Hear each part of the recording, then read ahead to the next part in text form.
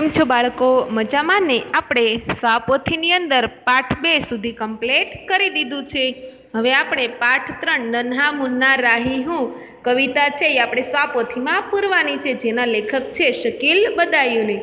तो प्रश्न 1 छे, निम्नलिखित प्रश्नों के उत्तर दो वाक्य में 2 शब्दों में लिखिए, 1-2 शब्द में। बराबर। पहलू छे राही कैसा है, तो नन्हा मुन्ना। बराबर। बीजू नन्हा राही रस्ते पर कैसे चलेगा, तो बिना डरे। बराबर। अपने कविता छे ने रस्ते पे चलूंगा ना डर डर के। त्रीजू नन्हा राही अपने संग क्या बोलने के लिए कहता है, तो जवाब आवशे जय हिंद। चौथू नन्हा राही कहाँ दम लेगा, तो अपनी मंजिल पर। पांचमू नन्हा राही धूप में क्या बहाएगा, तो पसीना। त्यार पछी नन्हा राही किसका सहारा बनेगा, तो देश का। पछी धरती पर कौन जन्म नहीं ले पाएंगे, तो पापी। त्यार पछी देश का सिपाही कौन है, तो नन्हा बालक अथवा तो नन्हा राही।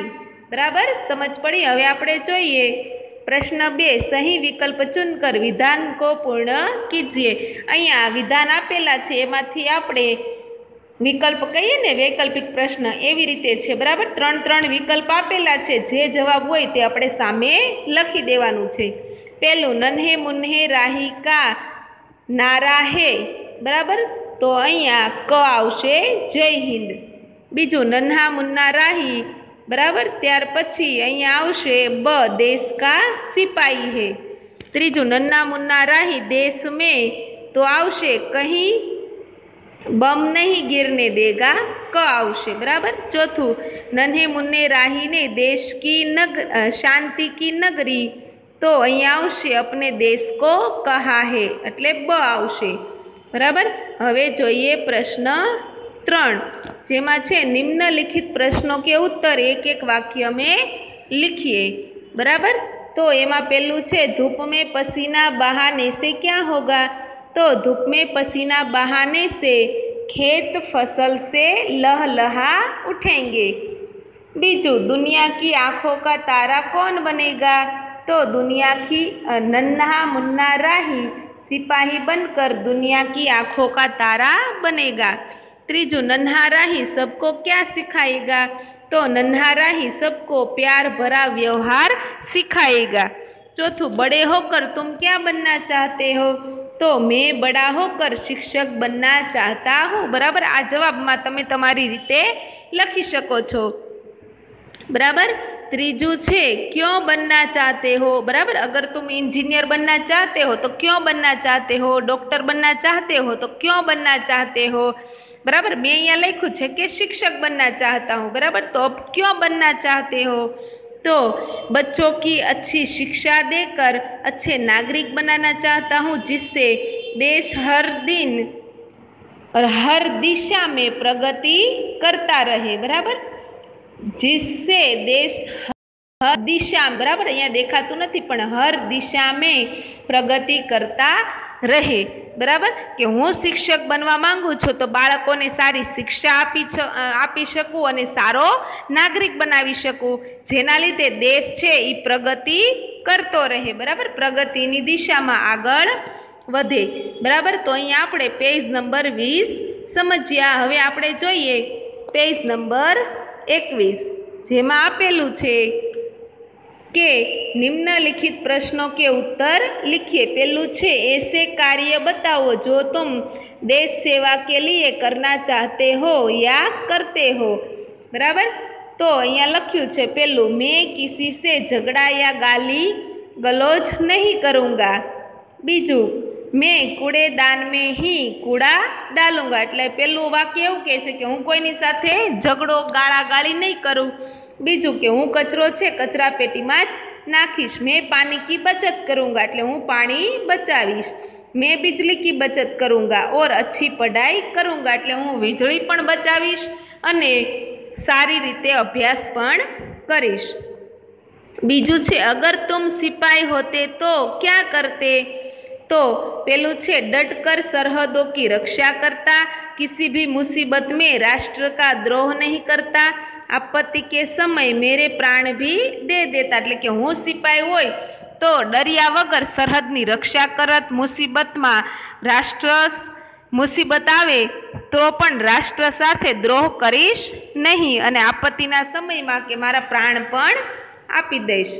ત્રીજું છે हम अपने राष्ट्रध्वज को तिरंगा क्यों कहते हैं, इसके रंग का अर्थ बताओ. बराबर, આપણે આપણા રાષ્ટ્રધ્વજને તિરંગો શા માટે કહે છે અને એમાં જે 3 રંગ છે એનું શું મહત્વ છે. બરાબર, તો हम अपने राष्ट्रध्वज को तिरंगा कहते हैं क्योंकि इसमें 3 रंग है, केसरिया, सफेद और हरा. એટલે કે કેસરી, સફેદ, લીલો 3 રંગોને કારણે આપણે આપણા રાષ્ટ્રધ્વજને તિરંગો કહીએ છીએ. बराबर, केसरिया रंग वीरता और बलिदान का, सफेद रंग शांति का और हरा रंग हरियाली व समृद्धि का प्रतीक है. એટલે કેસરી રંગ છે એ વીરતા અને બલિદાનનું પ્રતીક છે, સફેદ રંગ છે એ શાંતિનું પ્રતીક છે અને લીલો રંગ છે એ હરિયાળી અને સમૃદ્ધિનું પ્રતીક છે. હવે જોઈએ પ્રશ્ન 5. निम्नलिखित शब्दों के विरुद्धार्थी शब्द लिखिए. बराबर, विरोधी शब्द तो जीना एनो विरोधी थाय मरना, आगे तो पीछे, दाया तो बाया, धूप तो छाव, धरती तो आकाश, बड़ा तो छोटा, ऊंचा तो नीचा, शांति तो अशांति અને प्यार तो नफरत. बराबर, हवे જોઈએ આપણે प्रश्न 6. निम्नलिखित मुहावरों का अर्थ लिखकर वाक्य में प्रयोग कीजिए. बराबर, એનો अर्थ લખી, રૂઢિપ્રયોગનો अर्थ લખી આપણે એનો વાક્ય પ્રયોગ કરવાનો છે, જેને હિન્દીમાં કહેવાય મુહાવરા. પેલું છે મર મર કર જીના, તો બહુ કષ્ટ સહન કરતે હુએ જીના. વાક્ય છે દેશભक्त मर मर कर जीते हैं पर देश की सेवा करते हैं. बीजू दम लेना तो आराम करना, मैं सफलता प्राप्त किए बिना दम नहीं लूँगा.